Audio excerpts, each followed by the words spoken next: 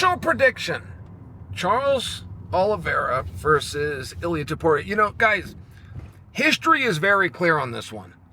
If you were to go back, and you could even bring boxing into it, history is very clear.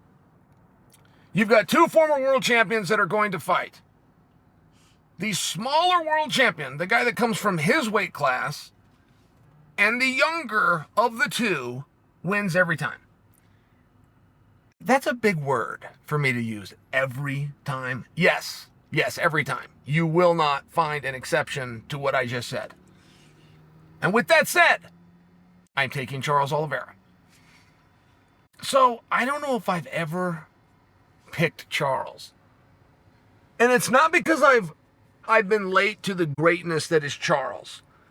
I have held against Charles going all the way back to 2012, 2013, nights where he doesn't perform to the best of his abilities. And very few times in this sport is it about the better fighter wins. Every time it's about whoever fights better wins. And it's a rare thing to do, to be able to compete. It's a rare thing to do. What's that mean? Well, when the lights are on, when you're tired, when your weight cut didn't go well, when one of your cornermen that you count on missed his flight and didn't show up, these kinds of things seep into a guy's mind. You're in Charles' spot. You're former champion of the world. You're getting ready to fight Islam Makhachev, #1 pound-for-pound guy. All of a sudden, Islam's out. Ilia, who you've never envisioned, never once, you lay down at night, you start visualizing, who am I going to fight? What's it going to be like? When my phone rings, who are they going to offer me? He never would have even considered Ilia Topuria. Nobody knew that Ilia Topuria was going to leave the weight class. I mean, it was the best kept secret in MMA. A place where you can't keep a secret. You want to get the word out on something? Telephone, telegraph, or tell a fighter, because none of them can keep their mouth shut. Everybody stayed silent about this.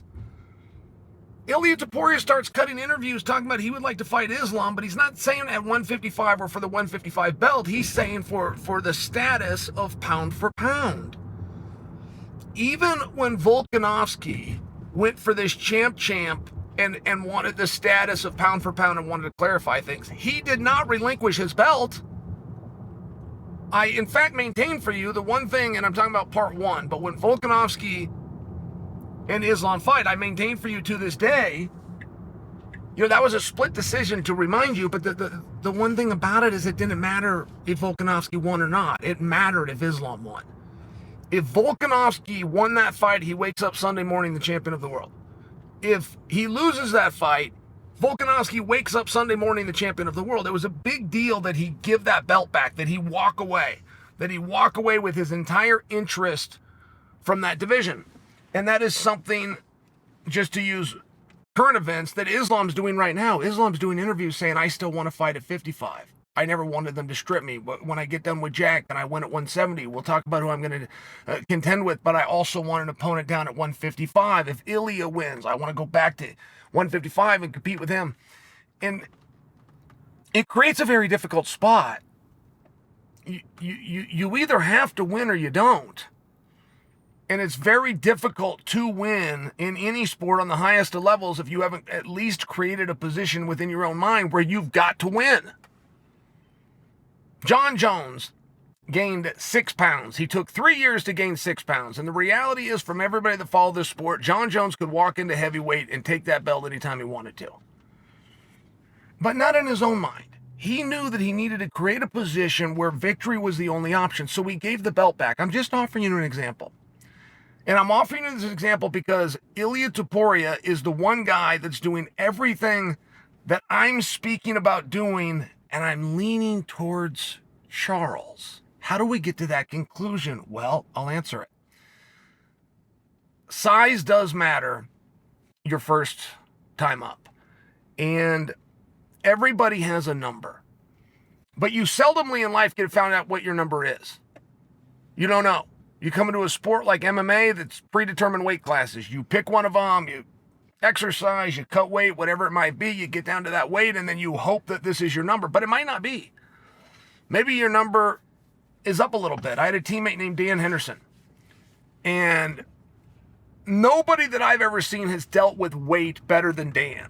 It was never a size advantage. It was a size disadvantage. Dan knew how to use a guy's body against him. Just for example. And I'm listening to the interviews by Ilia. And my concern with Ilia's interviews is only one thing, but he keeps talking about how much he's enjoying 155. He gave a metaphor. He compared it to living on the beach, as where he's talking about when he had to cut down to 145, that it was like living in the desert. The lifestyle was too trying and it was too challenging. And suffering is a big part of this game.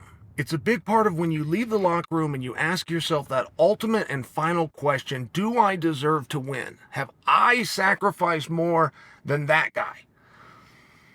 It's very important that your answer is yes.